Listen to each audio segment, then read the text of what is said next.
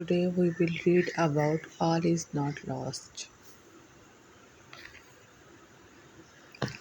It was the beginning of my profession as a nurse. I worked in the intensive care unit ICU of the neurology ward. As a young professional, I wished to save the world.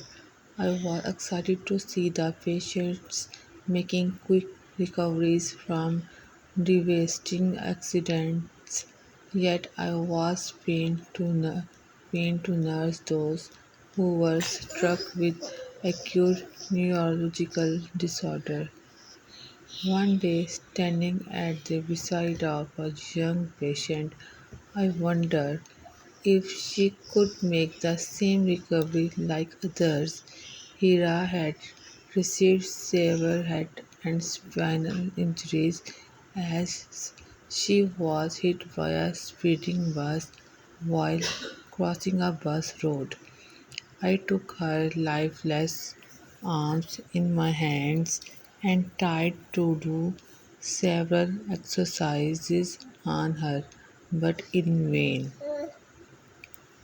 Also, I asked her younger sister to come and talk to her, thinking that the voice of a near and dear one might activate the nearly dead neurons. She could see but not talk. Her eyes showed a certain helplessness. I could read her mind through her eyes.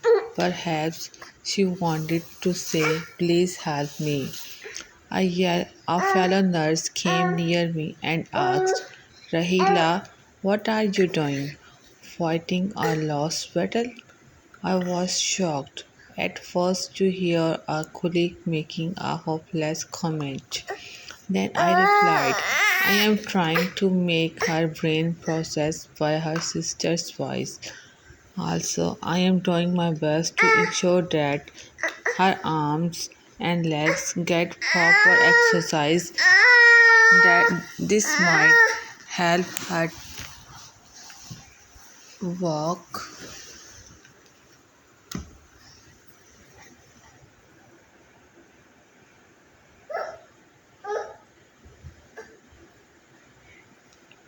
This might help her walk like a normal person.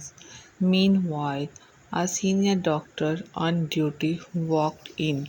He gave me an ironic smile and said, "If you spend most of your duty hours on one patient, we will have to recruit more nurses to attend the other patients. Please go and see the other patients. We do not have much hope for her. I don't think that she can ever walk again." I was upset. The advice to leave the patient unattended did not seem right. I knew that she had suffered from major neural damage, but she needed to be given a chance. An inner voice somewhere within me spoke, "Try once for her." I went to the senior nurse and told her that I wanted to help this patient and work with her more closely. The senior nurse looked at me with utter surprise and remarked that she had orders from the doctor in charge to shift her to the general ward. The doctors thought that she was a hopeless case and the bed must be spared for other patients. I was shocked to hear this. The patient's family also requested me to help them fight the case. Something needed to be done. I could not leave my patient fighting a lost battle on her own.